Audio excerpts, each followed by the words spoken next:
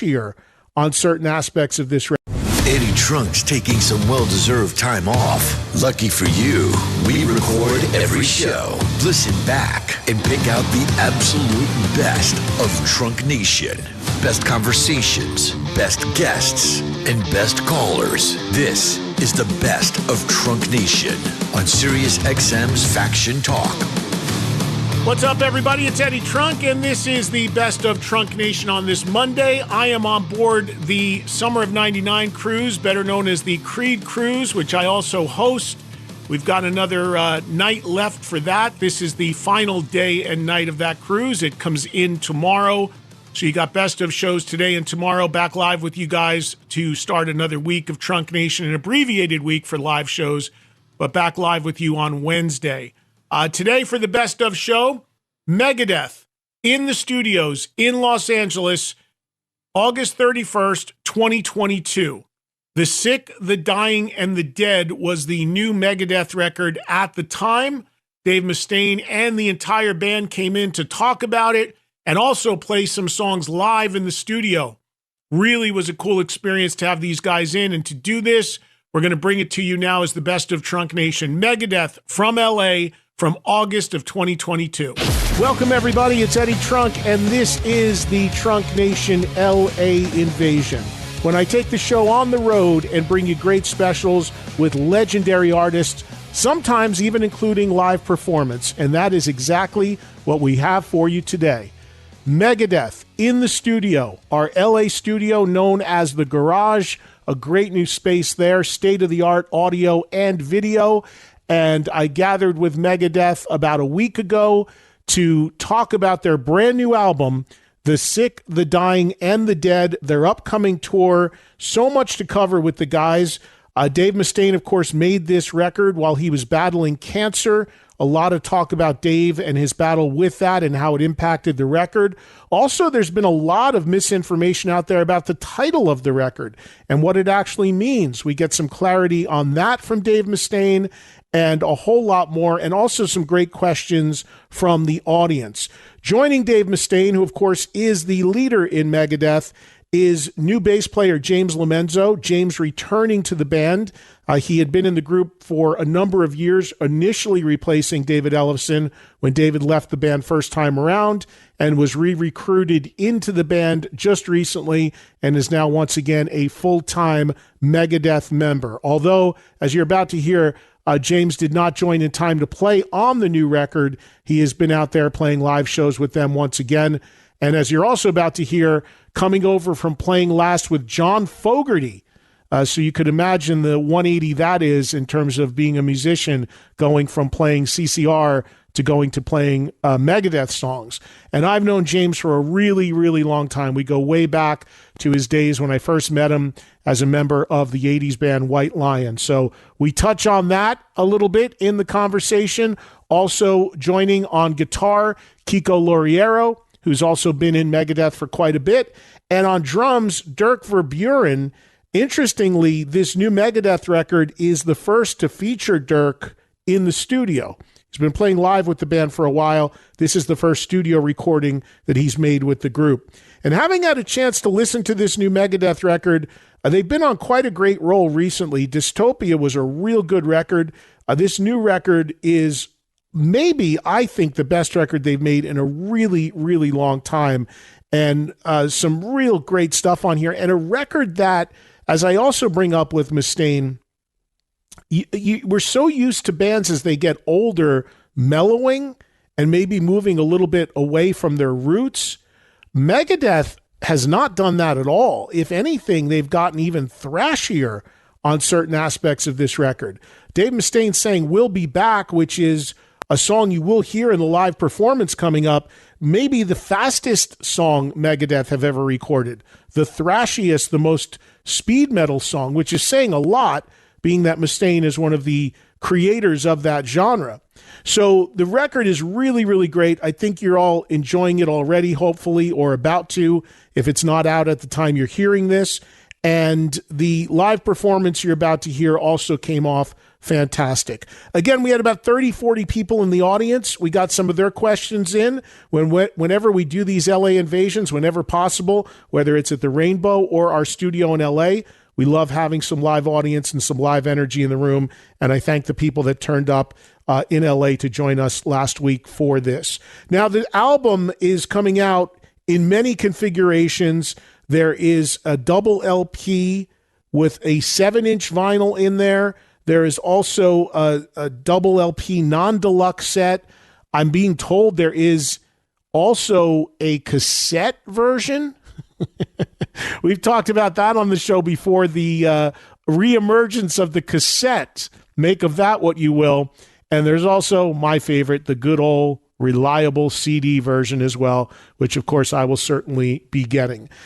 In advance of the record, 3 songs released from it, but plenty more to hear once you get into it. And of course, Megadeth already on tour as you hear this, currently playing on the road with Five Finger Death Punch. And pretty much I would think the balance of this year and much of next year will be Megadeth performing live in a city near you in whatever capacity. The videos, if you've not had a chance to see them, are really, really cool. They are like mini movies. There's 3 of those out already, so be sure to check those out online if you have not done that yet. And finally, and this is a little interesting note here to tell you about, congratulations to Megadeth, because they've done something that not a lot of bands do. They went in and recertified their catalog. Now, we didn't have a chance to talk about this in the interview you're about to hear, but I think this is a really cool thing that most bands do not do, but they should think about doing. You often we talk about the good old days of gold and platinum records, right? Well, these records continue to sell. And now with streaming being taken into the equation, sometimes these records continue to sell more, and streaming counts towards the sales the way they calculate things.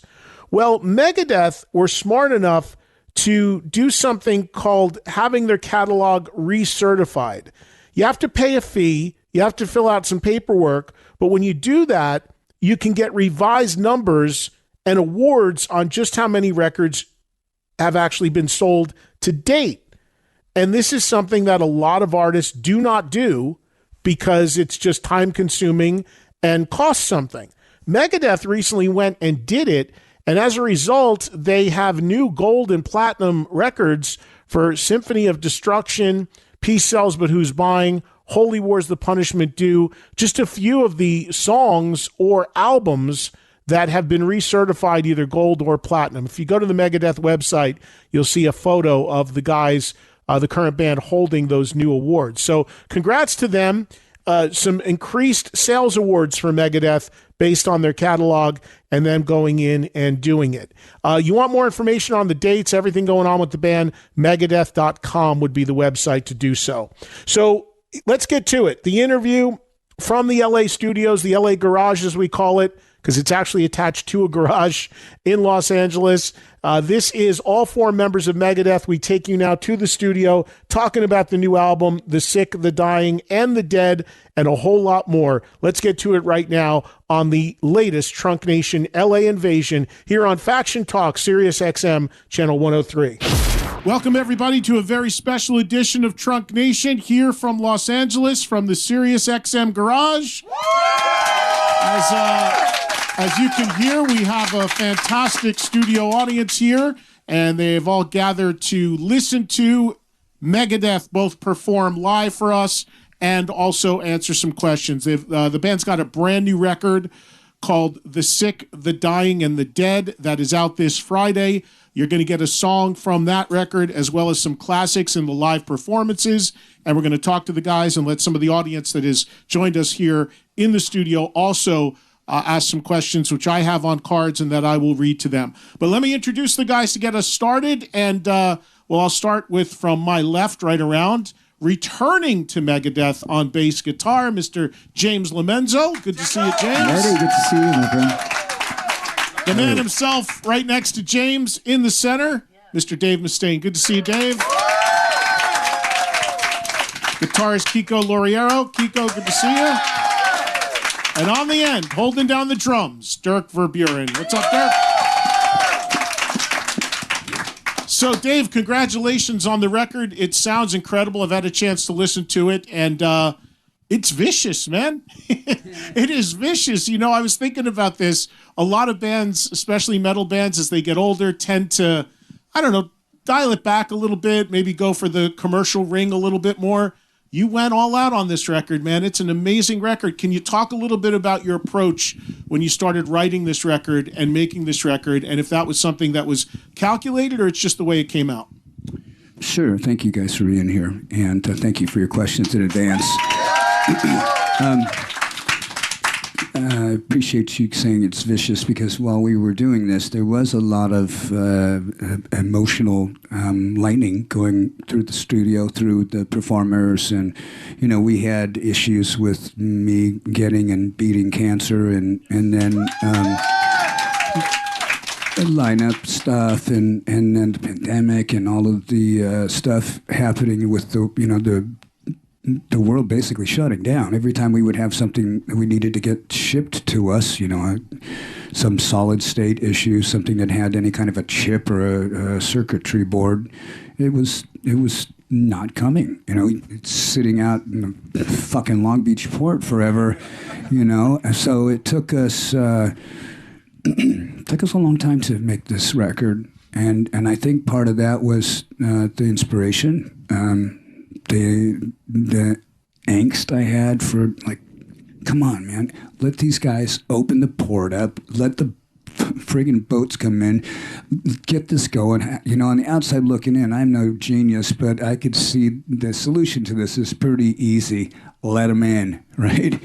And then then we were starting to get back to normal, but the money that they make is such an exorbitant amount of money keeping those guys parked off of the coastline, and it's just more stuff, more big money, more of Big Brother, more of all the stuff that makes us, struggle so hard. And I like to document that struggle in the record. There's a lot of stuff like my weird, twisted way of giving advice, and there's only a couple songs in there that were not real experiences.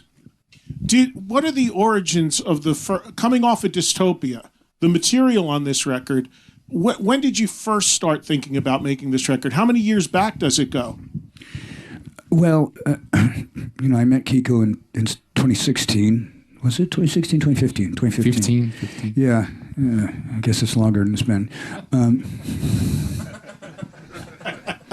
Just kidding. Kiko is smiling for those in Radio Land. Yeah, I'm smiling too. So, a lot of the riffs that we did on Dystopia, if they weren't the right riff for a song at the time, it either went away forever or it was archived. And I have a bunch of drives at my house that have guitar riffs from all the way back in the very beginning, and some of it is stuff that was recorded on micro cassettes. Some of it was me calling up my phone at night next to my bed and going. My wife wakes up and she sees me, and it's just like the fucking insurance commercial. Who's Gary? Is Gary wearing slacks? No, honey, he's not. He's really, naked. Really, honey, I'm just writing songs. That's really what I'm doing.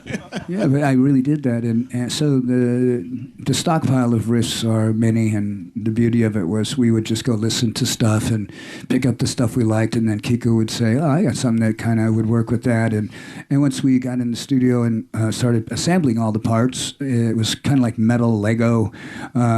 We realized there were a couple of parts that needed to be written on the spot, and some of those were parts that Kiko and I would come up with. Our producer, who co-produced the record with me, is a gentleman named Chris Rigstar, was here earlier. And Chris makes suggestions too. He's very knowledgeable about my guitar style and how to coax a better performance out of me. And now that James is back, unfortunately, he returned after the songwriting and the recording was done. But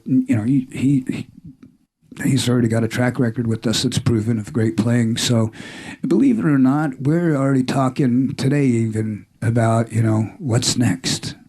Not what's the next record, but, what's next? Let's really go for it this time. Let's not just sit back and wait. I want to talk a little bit about this lineup right now, but bringing in Kiko into the conversation. Kiko, Dystopia was your first record you recorded with the band, right? Yes. So now, album number 2, with this new record, I would imagine you having had a bunch of touring under your belt and already one studio experience with Dave, a lot more comfortable and a lot more maybe involved in the writing. You have a bunch of co-writes on here as well, right? Yeah, that's correct. Of course, like touring, we did, I don't know, maybe over 200 concerts, and getting to know you guys, different countries, different, cultures, different places. Yeah, you learn a lot about the band, about Dave, Dirk, James, and then you feel confident to present ideas, right, that fits to the band. So that's why so many collaborations. Yeah, the guitar interplay in Megadeth, no matter who the other guitar players was with Dave, has always been so important to the sound and to the band. And Dave, obviously, Kiko wouldn't have the gig if you didn't feel he was the right guy. But how has the playing between the two of you evolved in the years that he's been in the band to the point where it's culminated on this record? I think a lot of that had to do with my being willing to open up my songwriting process to allow another player to get inside that circle. There's my songwriting process, and then there's his, and then what we do together. And sometimes I don't want anybody coming into my songwriting process and changing a riff. I came in on the record that Johnny K did. Was before Dystopia. I think it was Super Collider, and I came in one morning and Johnny K was in there. A song named Kingmaker. Kingmaker was done, and I came in there and I heard Ellefson and Johnny K in there recording a part on the beginning of the song, and it was nothing to do with the song. It had nothing. The riff wasn't in the record anywhere.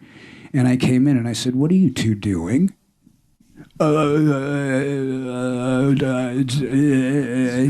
Trying to explain, I'm going to fucking poach your song and I'm going to put one of my riffs in the front of the song. And it was so pathetic. I just felt so sorry for the two of them. I just said, go ahead, leave it in there. But if you listen to Kingmaker tonight when you go home, you're going to hear the beginning of the song. There's a really dumbass part there, and that's it. Well, let's listen to a song that you're going to play live for us right now that originally appeared on Cryptic Writings, and that's Trust, which has become a very big song for the band over the decades since it's been made. As we've told you, this interview and this special, we're going to go back and forth between the guys playing live for you here in the studio and also taking some questions, and we do have some questions from the audience as well. So much more to talk about with Megadeth, but before we get to more questions, how about we hear a little music, right? And fire it up right now. Here's Megadeth from the Sirius XM studios in Los Angeles, from the garage, performing Trust.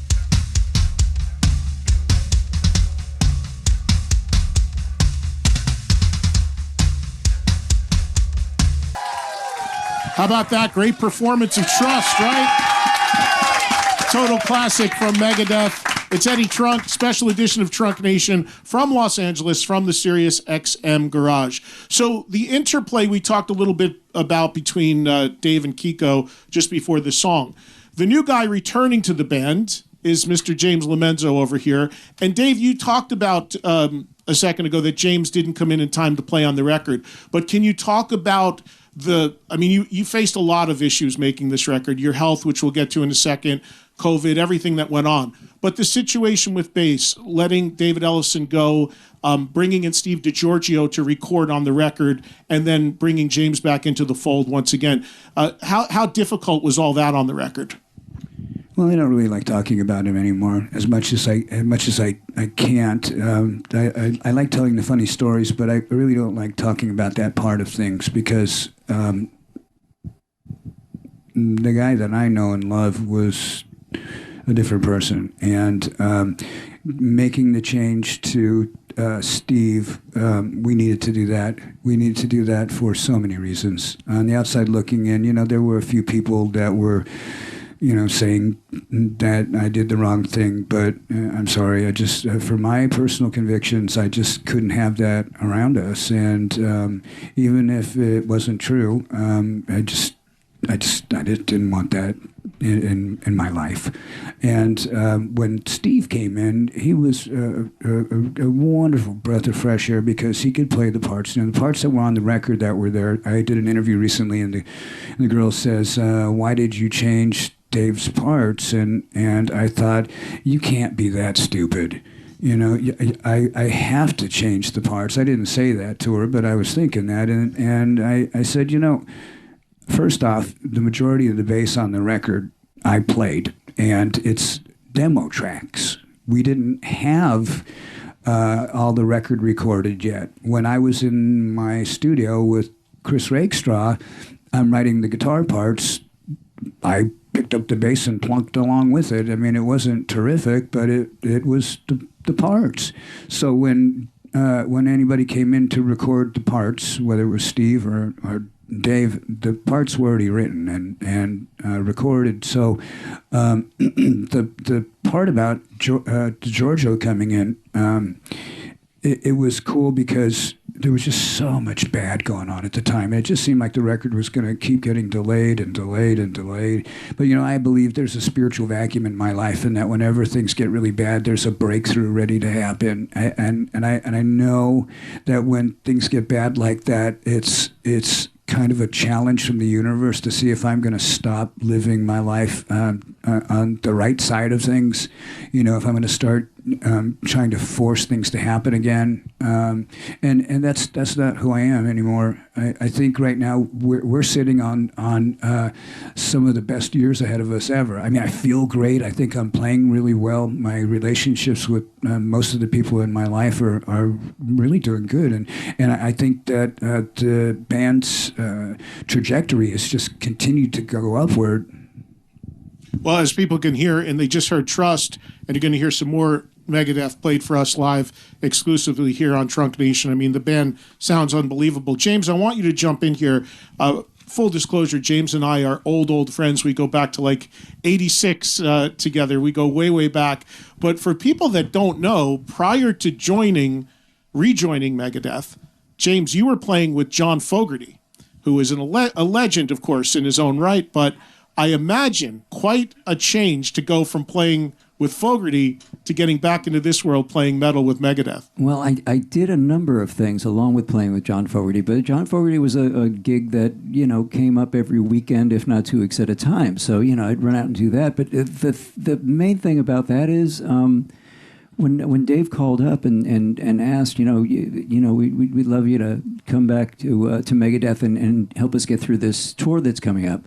I had a lot of trepidation because, you know, my gig there was kind of staying in one place and kind of playing half-tempo stuff for quite some time. So, you know, I had to actually put up an old YouTube video of something we did in San Diego and took a look. And I remember being kind of shocked and going, oh, my God, I've got to get on that horse again. Okay, here we go. Saddle up, partner, you know. So, yeah, but, man, I got to tell you, you know what? I'm feeling younger now than I have in the last 9 years. You know, metal's just kicked me right in the ass. And playing with these stallions, you know, here we go. It's just amazing. It really is. I think that this is got to be the strongest Megadeth band. I'm not talking about, you know, musical performance, even though they all have that, but just as far as just like a bulldozer coming at you, I think you know, if you've seen us in concert lately or after that last song, you'll see, like, these guys are thoroughbreds, each and every one. And correct me if I'm wrong, but the previous time that you were in Megadeth, Dirk wasn't the drummer, right? Did you play? Was Dirk? I played with Sean Drover. Right. So Dirk, what's it like working with James now coming in as a bit? I mean, you guys got to be locked in, obviously, bass and drums. We have no choice, man. You know.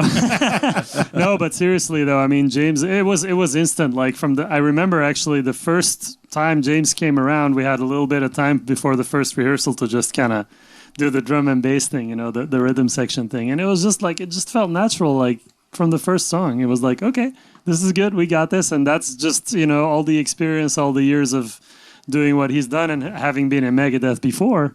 There you go. You know? Yeah.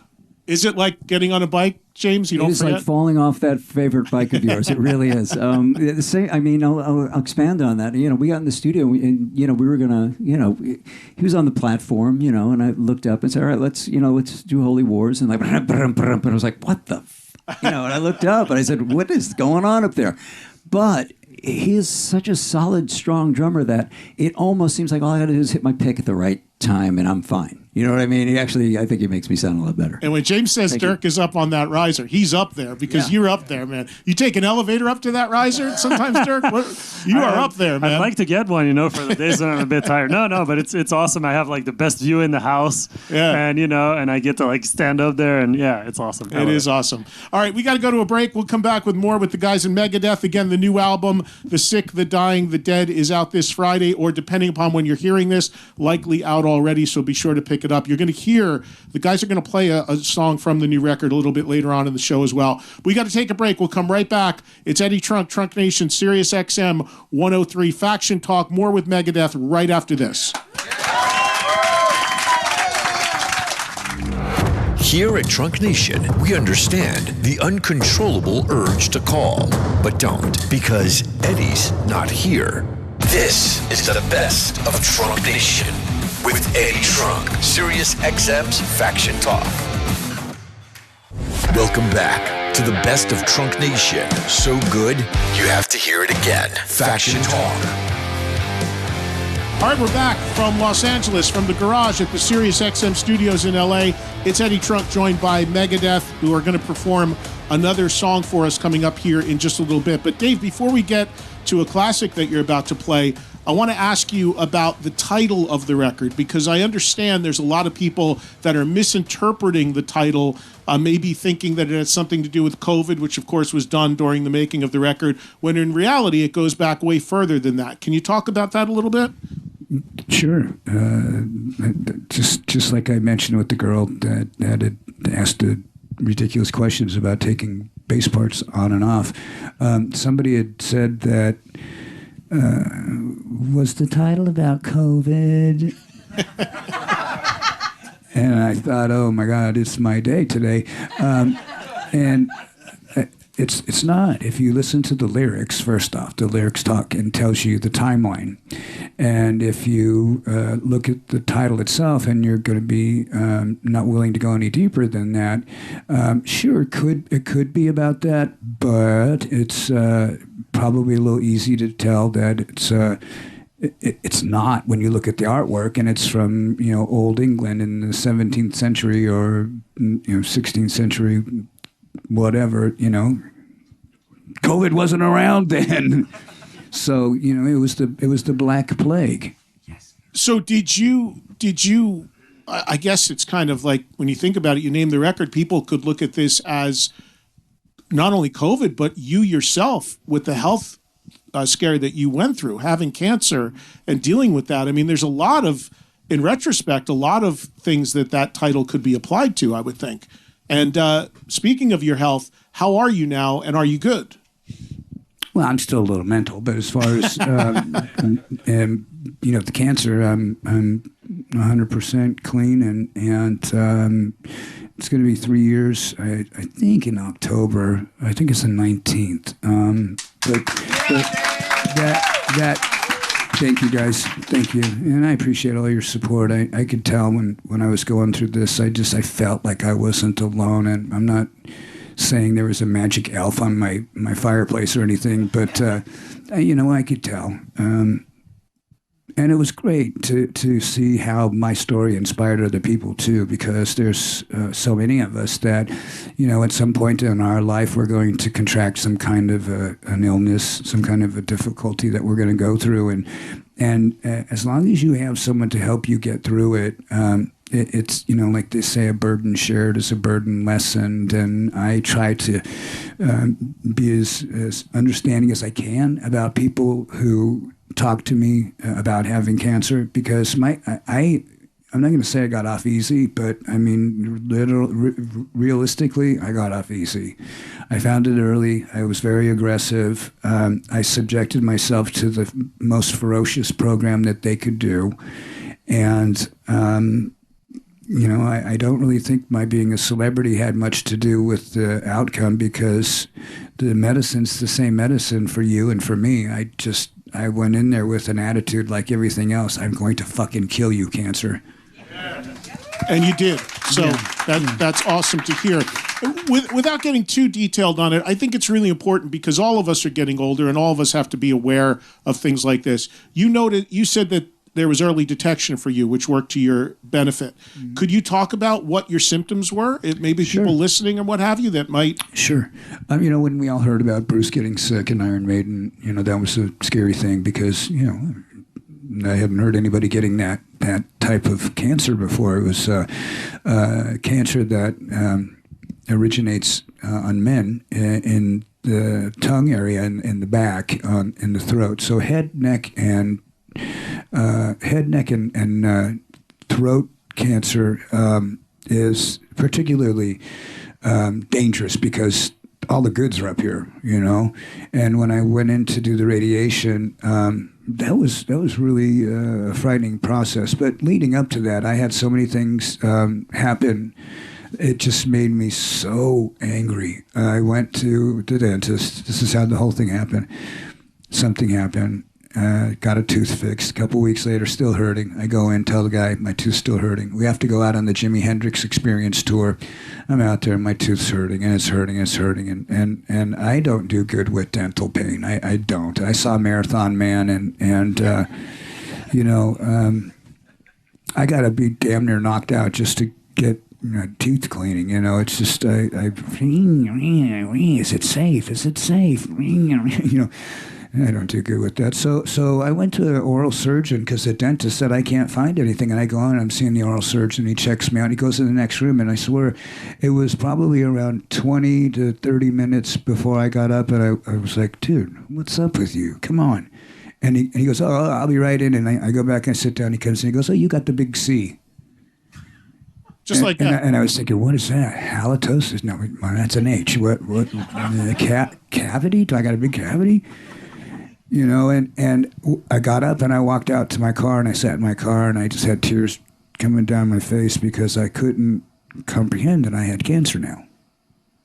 Now, I wasn't sad. I wasn't hurt. I was fucking pissed. I was mad at him the way that he told me. Yeah, that's not great bedside manner for a doctor. No, I know where his dental office is, and if there's ever a giant crater over by the Galleria, you know what happens. Yeah. So when we went back out onto the Hendrix thing, prior to that, someone had looked and said, no, you're fine. So I went in there really, just fat, dumb, and happy. What's in my mouth? Cancer. So when we went to go see the doctors, they gave me 31 doses of radiation and 9 doses of chemotherapy, and they were really, really, really close together. And the tumor was on this side. The 2 lymph nodes down here were both affected by it, and it's only supposed to be one. So there were all kinds of weird anomalies happening.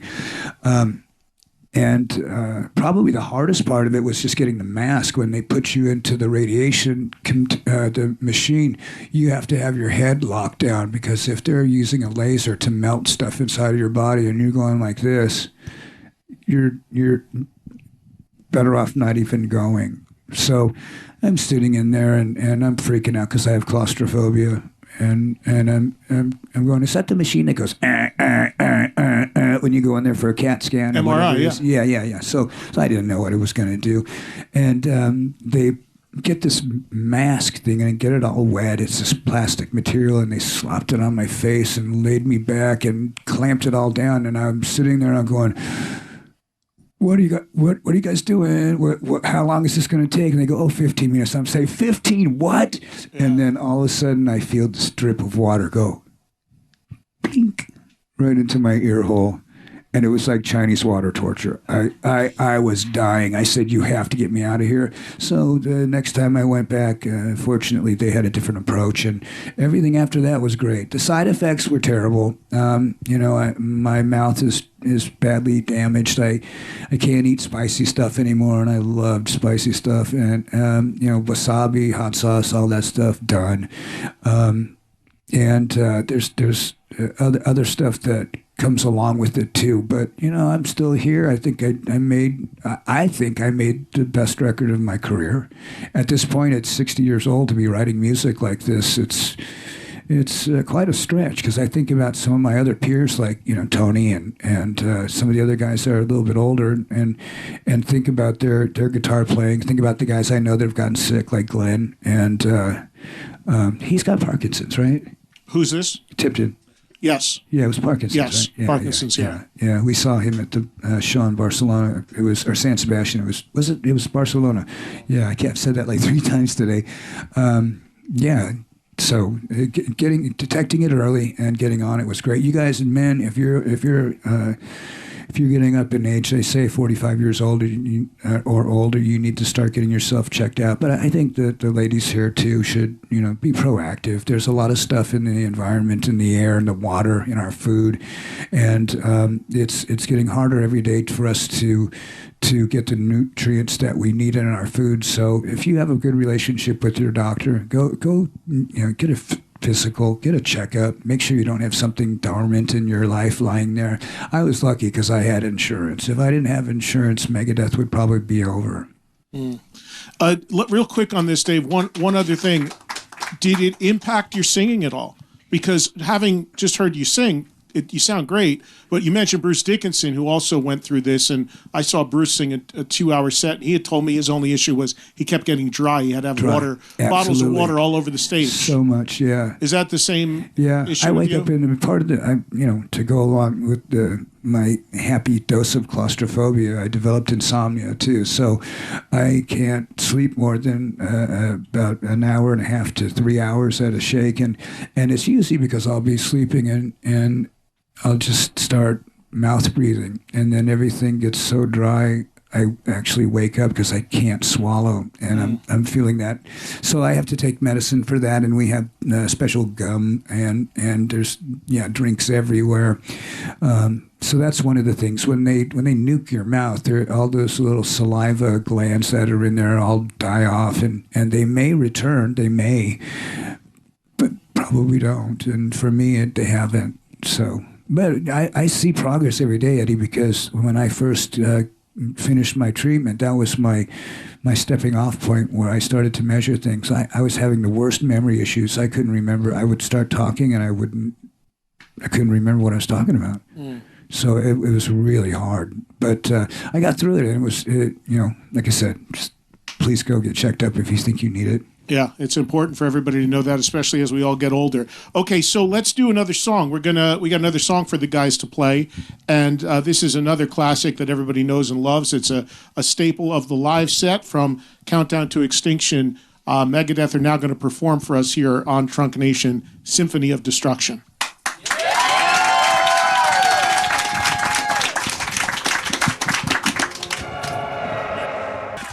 Welcome back, everybody, to Los Angeles and the Sirius XM Garage. I'm Eddie Trunk, and this is a special edition of Trunk Nation with a great live studio audience who are here joining us. It's great to have people actually physically back, not only at the shows, but at the things that I do as well. And, of course, we've got all 4 members of Megadeth here. Their amazing new album is out this Friday, or, as I've been saying, very likely already, if you are hearing this, go pick it up. It is just an incredible record. Now, from that record, at the time we're doing this, there are 3 songs already released, 2 of which have very elaborate, very intense, amazing music videos. I'm assuming a third one. It seems like it's a sequence that's being rolled out. Dave, can you talk about the videos a little bit and the concept behind them? Well, the third song that's been released was Soldier On. Soldier On was going to be the first track that was going to be released, period. And we had the opportunity to work with this fascinating director down in Brazil, and his producer is one of our staff, and we had done the Conquer or Die and Lying in State video on the last record, and I loved their work so much. When the opportunity came to do a video again with these guys, I said, I want you to do 3 of them, and I have this idea. So we started talking about telling the story and having it in a book form, and part one is the first 3 songs, part 2 is the second 3 songs, and so on. I don't know if we were going to go any further than that, but the first part has the 2 songs that you've already seen, We'll Be Back and Night Stalker, and the third song from part 1 will be The Sick, the Dying, and the Dead. Soldier On came out on its own as our approach towards radio, and these other tracks weren't really supposed to have seen the light of day yet. But the reaction to that first track kind of milked out the songs and made them come a little early. You know, I think that the way things are lined up with the schedule, Soldier On is number 6. I think it's the closing track in the book. But again, you know, you never know. There might be a part 3. Well, we're going to talk a little bit more about music video. The guys also have some more songs to play for us, but we do have to hit a break here. So let's take a break right now, and we'll come right back to Los Angeles and the Sirius XM Garage and more with Megadeth coming up right after this on Trunk Nation. You're listening to your favorite moments of Trunk Nation. This is the best of Trunk Nation with Eddie Trunk, exclusively on Sirius XM's Faction Talk and the SXM app. This is the best of Trunk Nation, reheated and repackaged for your consumption on Sirius XM's Faction Talk. It's Eddie Trunk on this special edition of Trunk Nation, joined by Megadeth. The new album, The Sick, the Dying, and the Dead, out this Friday, and we are going to be continuing to talk about that. We're going to hear a song from that record played live in just a few, and also continue to talk about and hear some more classic material from the band as well. We touched on, just before the break, music videos. And, you know, Dave, long before you played with any of the 3 guys you're playing with now, music video was such a huge part of Megadeth's story. The early days of MTV, you were a staple on MTV, so many iconic music videos. When you were first approached about doing music videos very early on, did you embrace the concept? It seems like you did, judging by the quality of the work, but were you into doing videos, or did you go into it initially reluctantly? You know, when we first started Megadeth, MTV was still a music channel, and I was watching it ever since. They had Pat Benatar and the Buggles, and even Iron Maiden, a lot of 38 Special. Triumph and Billy Squier. Yeah, a lot of songs that, you know, you wouldn't see played anywhere anymore. But, you know, I would listen to MTV a lot. So the idea when the first video came along, it hadn't really registered to me what we were doing. You know, because the first video we did was for Picels. We'd gone out to L'Amour's in Brooklyn, and I remember us filming.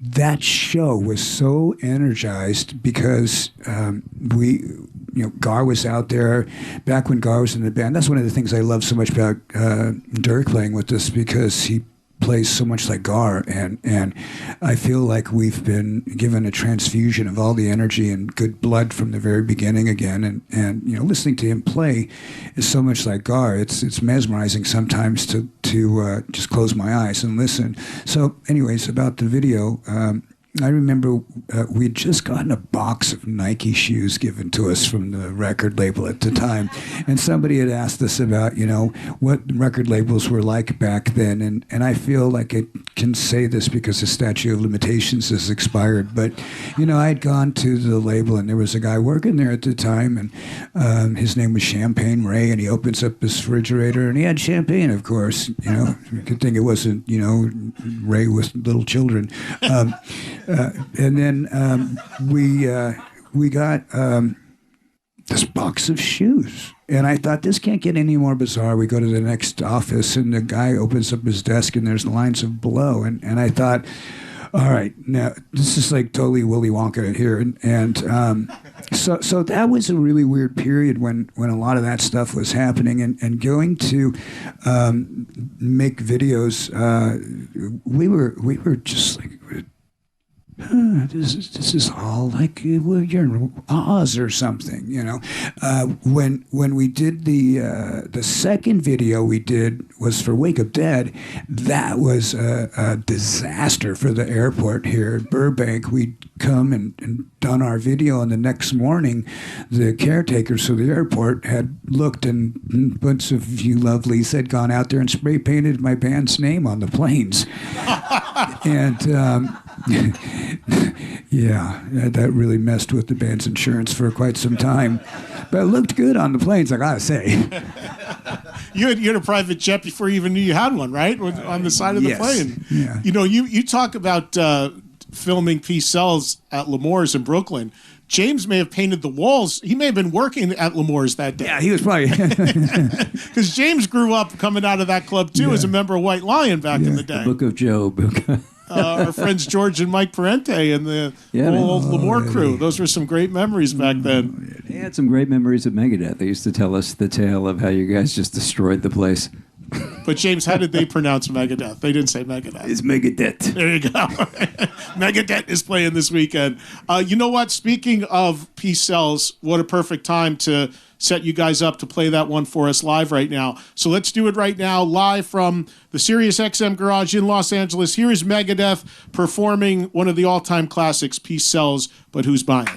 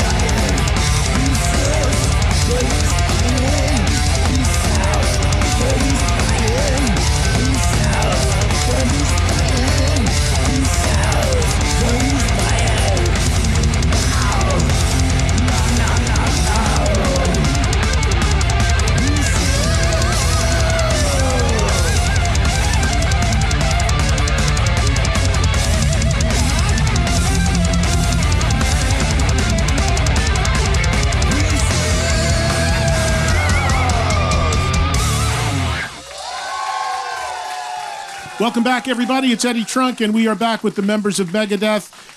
Dave, I'm interested in how Ice-T had a part in the record. He's got a great part in, I forget which track it is. Night Stalkers.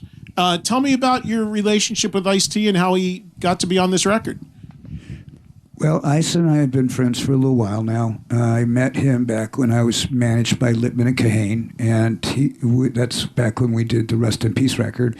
And we were up in the head manager's office, and we were standing next to Rob Kahane's desk. And there's a famous story about the singer from the Nymphs being upset with him and standing on his desk and... Oh, is that right?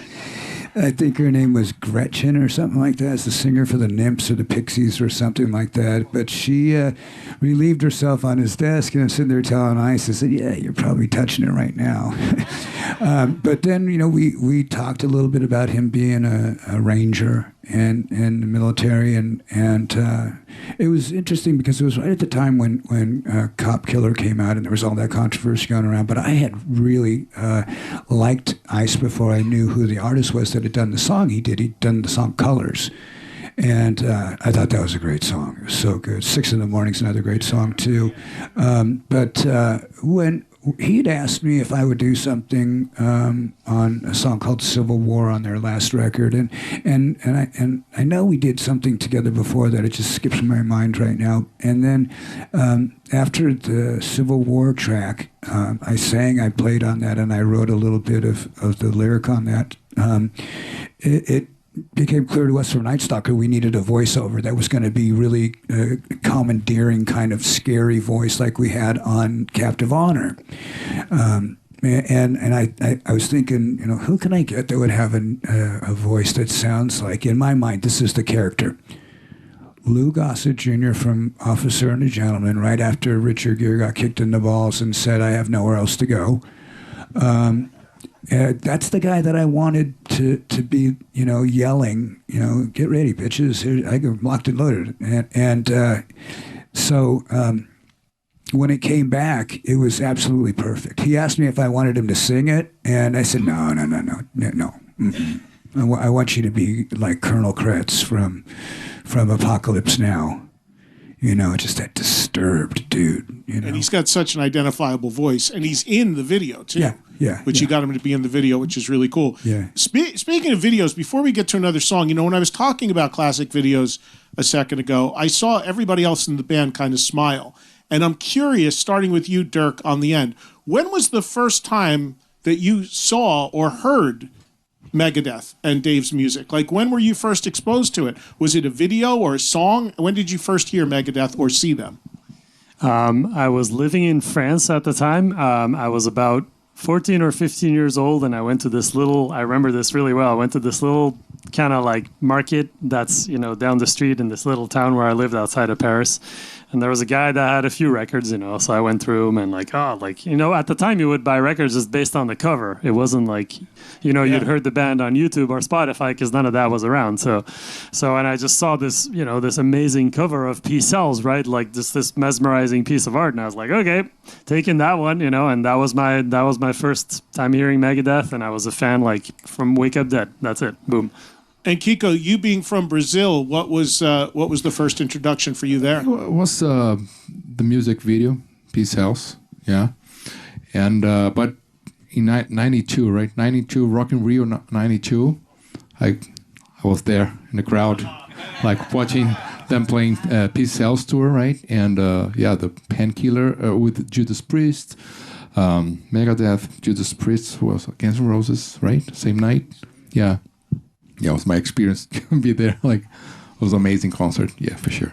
And James, what about you? Do you remember your first Megadeth? Well, it was definitely the MTV video of Peace Sells, without a doubt. And I just loved that song when I heard it because I couldn't place what it was supposed to be.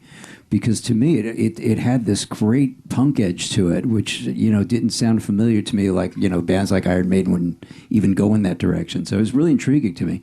But the one interesting thing is, at L'Amour, I don't know if you remember this, but before, the headlining band had come on, they'd always play the whole intro to In My Darkest Hour until the band was ready to go.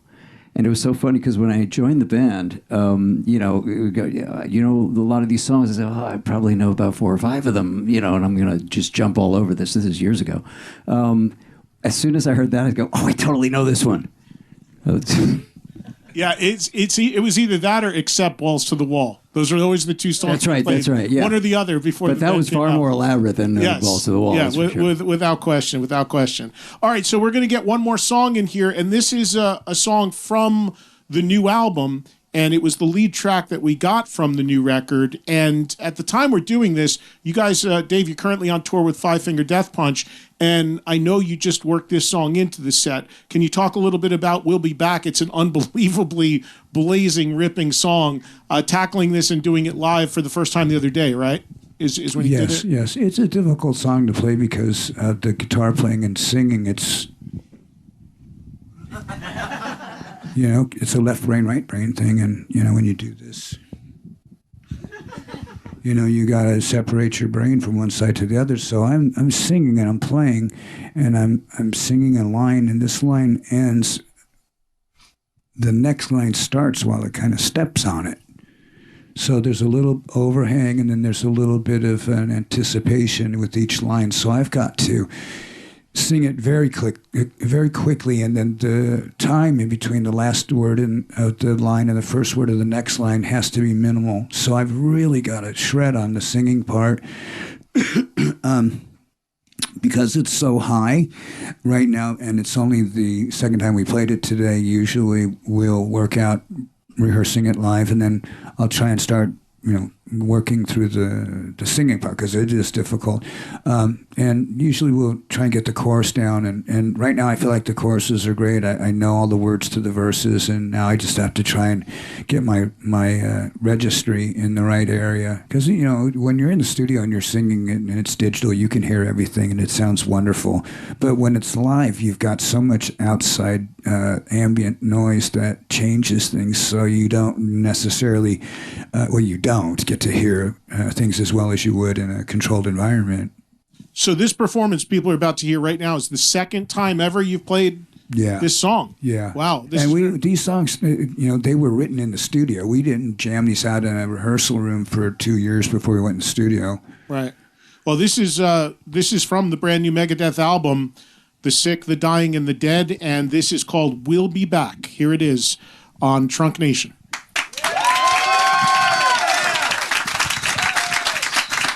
Ripping stuff, man. That sounds unbelievable. We'll be back. How about it? Great stuff from the new Megadeth record. There are not many bands that have been around 40 years or whatever making music that intense, and that is awesome new Megadeth music.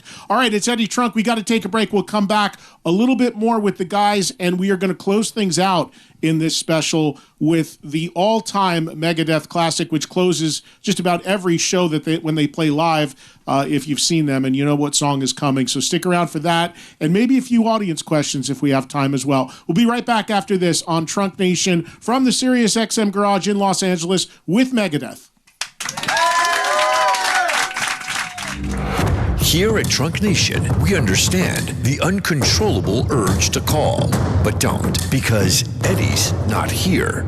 This is the best of Trunk Nation with Eddie Trunk, Sirius XM's Faction Talk. Welcome back to the best of Trunk Nation. So good, you have to hear it again. Faction Talk. Welcome back, everybody, to the Sirius XM Garage in Los Angeles. I'm Eddie Trunk. This is a special edition of Trunk Nation celebrating the release of the new Megadeth record, The Sick, the Dying, and the Dead. Hearing some great stories from the guys and also hearing some great performances from the guys as well. I wanted to ask you, Dave, a little bit about your guitars because you are now working with Gibson, right? You have a whole new line of instruments coming out. Can you talk a little bit about that and making the move to Gibson? Yeah, I would love to. I had, ever since I got my first Kiss album, looked on the back where it says, Kiss uses Gibson and Pearl because they want to use the best. And I thought, well, fuck, I want the best. and I went into the guitar stores and I saw the prices and I said, well, fuck, I want to steal one of these. So that's kind of how it went. I got my first Les Paul. I actually jumped through somebody's window and stole one. And after I became successful and I'd gotten sober, I went back to the guy and I said, do you remember when you were younger and someone stole your copy guitar and your acoustic? Sorry. And I want to give you this in return. And I gave him one of my brand new Dean acoustic guitars and one of my brand new Dean VMNTs at the time. Totally made amends with the guy. And, I'm not going to say he kind of,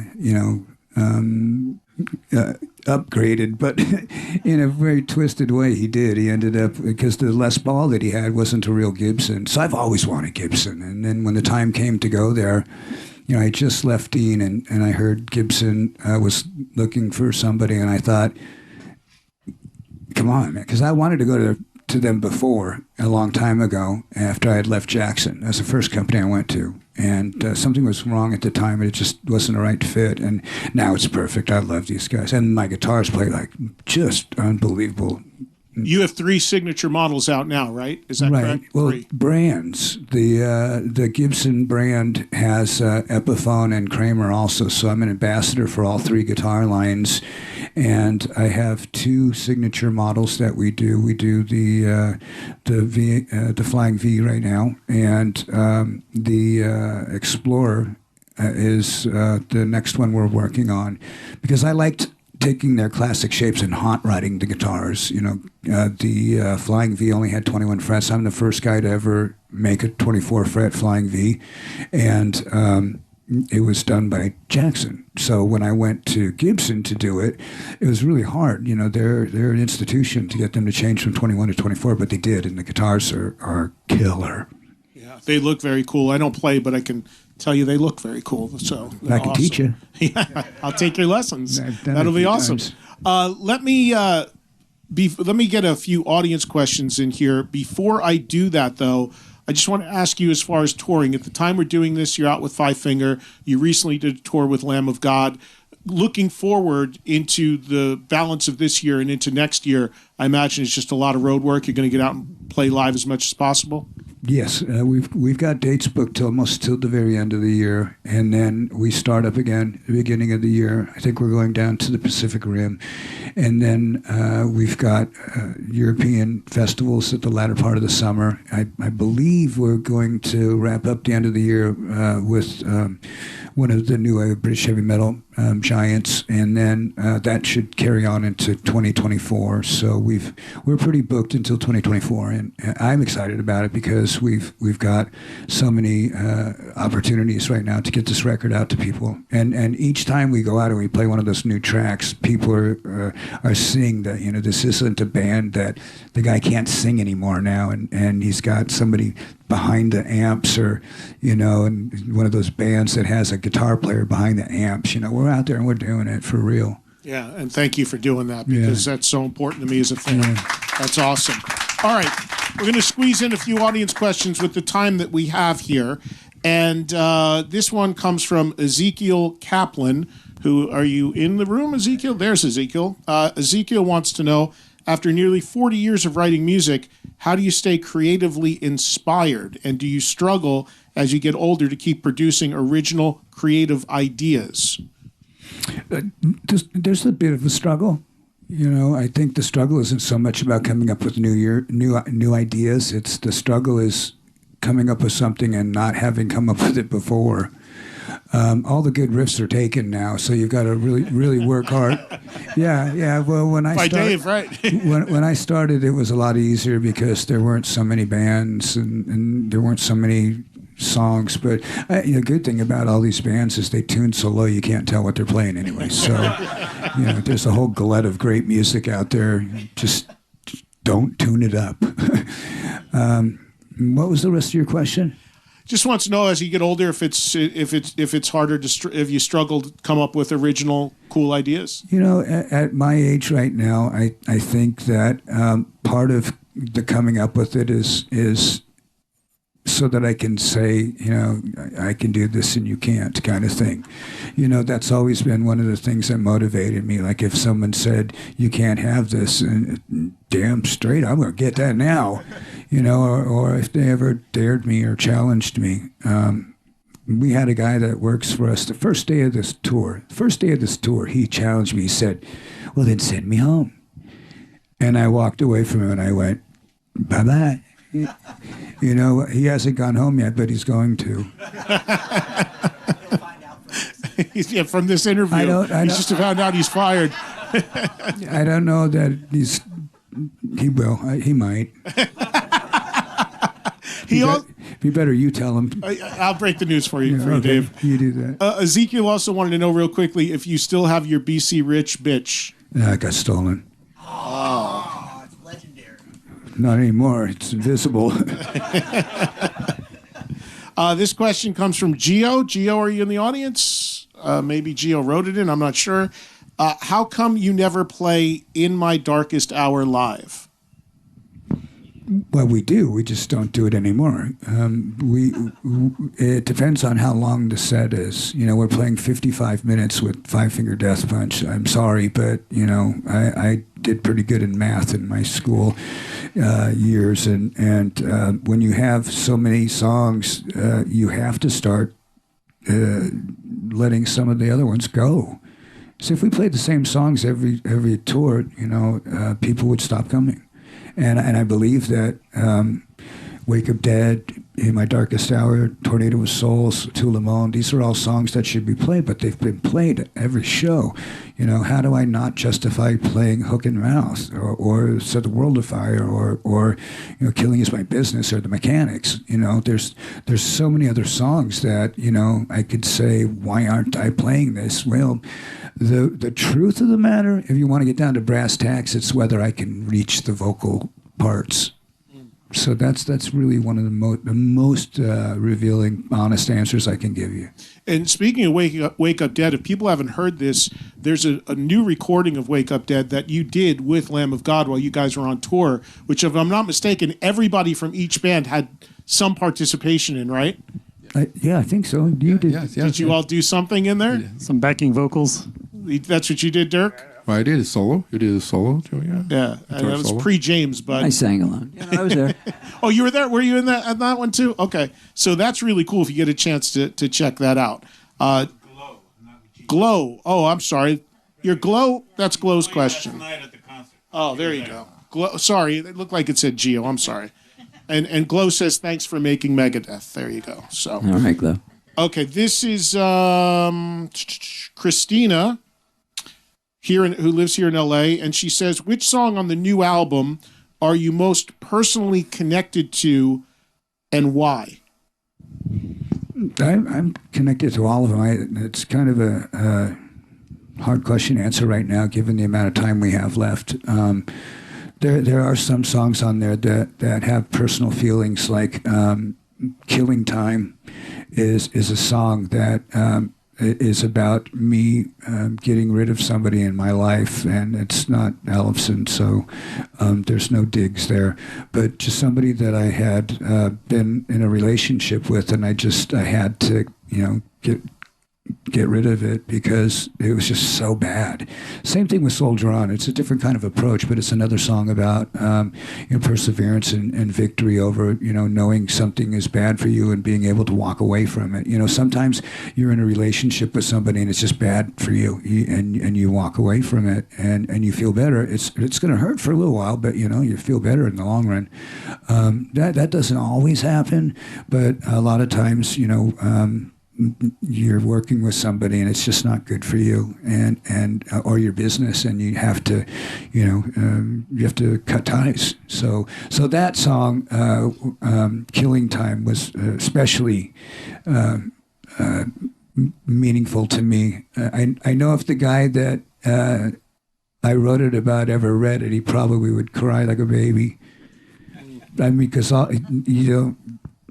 he's the only one that knows it would be about him, and there's stuff in there that would really shock him. So, and it's not really that bad if you look at it. It's not like, like in Liar, what stuff I said about Chris, but whatever. I want to go down the horn real quick, and starting with you, Dirk. Do you have a favorite song on this new record? One that really is one of your favorites?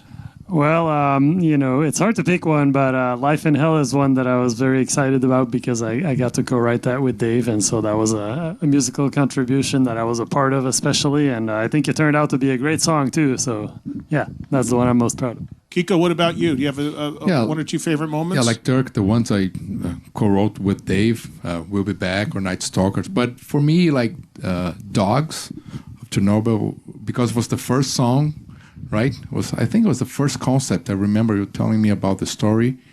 Yeah. And then it's like when I saw the song was done, it's like, yeah, that's a good one. It was the perfect start for the album. Yeah. And James, are you up to speed on being able to play everything that they might throw at you from this record? I'm getting there. But I have a unique perspective because I kind of came into this as a fan because I got to hear the whole record before it was even mastered, Mm-hmm. And I love Night Stalkers. I like Mission to Mars, a really quirky song. I think it's a very cool song. This next question is from Christian Leva. I hope I'm saying that right. Glendora, California. Christian wants to know, with COVID-19 affecting the world, do you see a future for the Mega Cruise Part 2? Now, of course, Mega Cruise is a cruise that I hosted that unfortunately Dave was unable to actually be on because you were in the battle your battle with cancer. So more than understandable that you couldn't be there. But would you like to do a mega cruise now that hopefully COVID is more behind us and you're healthy? Yeah, well, you figure there are other things besides COVID on cruises. So Right. as long as it's a healthy cruise, because people get fucking Legionnaire's disease and all that other kind of stuff out there. How many times do you see these boats have been damn near shipwrecked offshore because they've got a bunch of zombies walking around on deck? That's not for me. If it's like the line that we used, we really, really tried to use a good boat. It was a special event, and I wanted so bad to be there. And everybody had such a great time, from what I hear. Will there We be missed you, but we had a good time. Thank you. The quick answer is yes. There'll be another one at some point. Right now, we're talking about it, but we're trying to figure: should it be another thing in the West Coast? Should it be something on the East Coast? Should it be something up by Alaska? Should it be something going through all of the rivers in Europe? The only problem about Europe is the only cruise liners I've seen are those stupid little fucking Viking. The little what do they call those things? They're like the things It's like a paddle boat or something. Drag cars? in Holland. What are those? Dracars? Are you talking about the Viking ships? Well, the little ones. Well, the they look Viking like ships they are look kind like of the metal. canal boats. It's like a right? What do they call monomartle. those canal boats? Yeah, those. Kind of. Different country. This is Holland, not Italy. So that seemed like it was a little bit hard to squeeze an ocean liner through some of those rivers. But, we just want to find the right thing. The possibility of a boot camp is closer than a cruise. Okay. We are getting ready to start a new plant at our vineyard.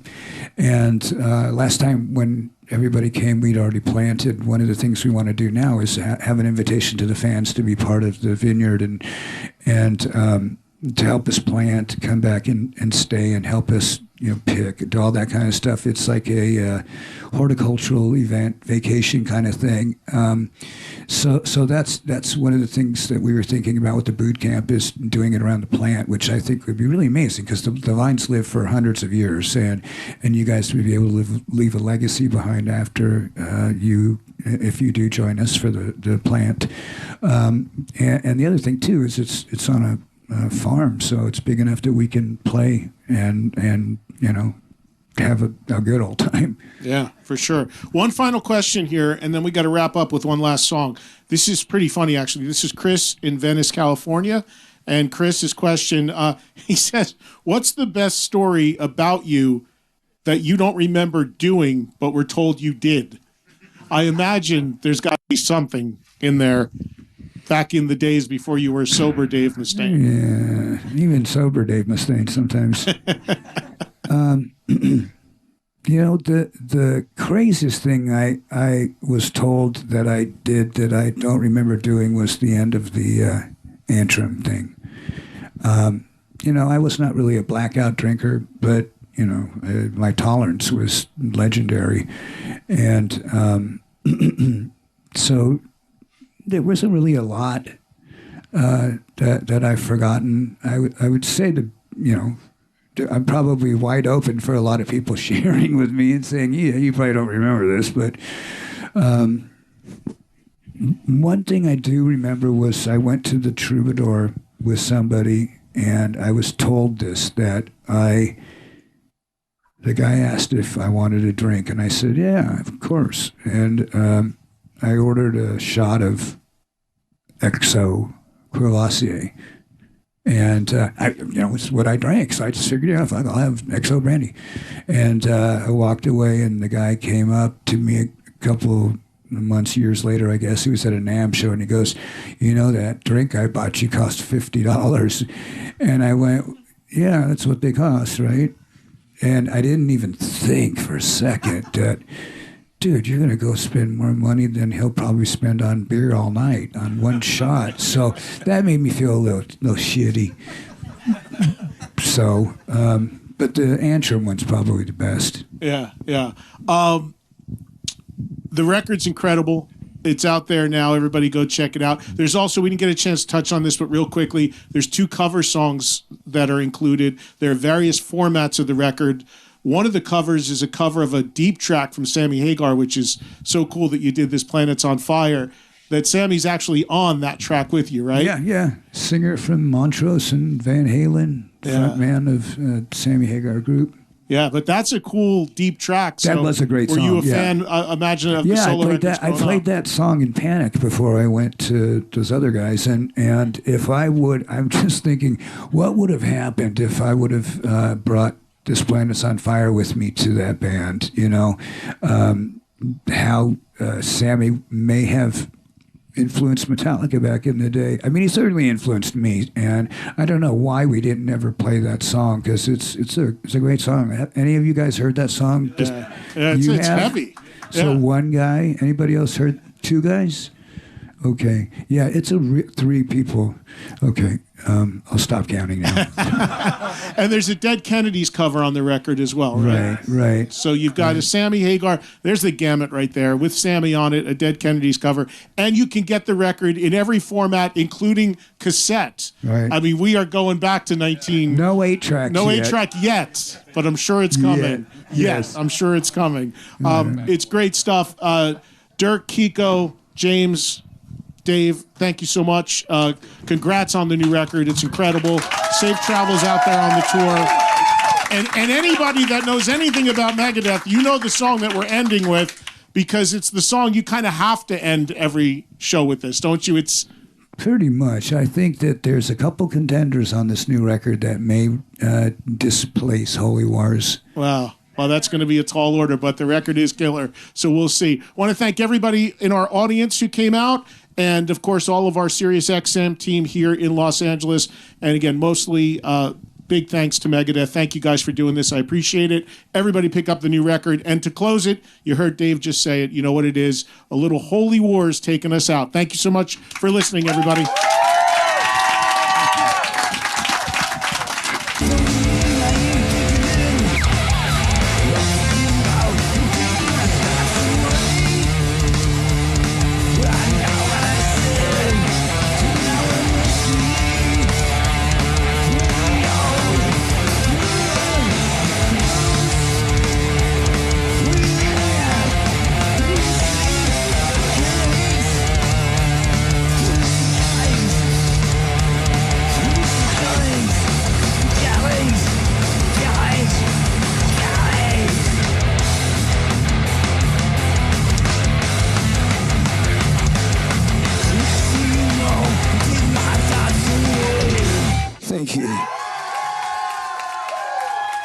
Wow. Well, I hope you enjoyed that. That was so much fun, and it's awesome when we can get artists in the studio to play privately for us.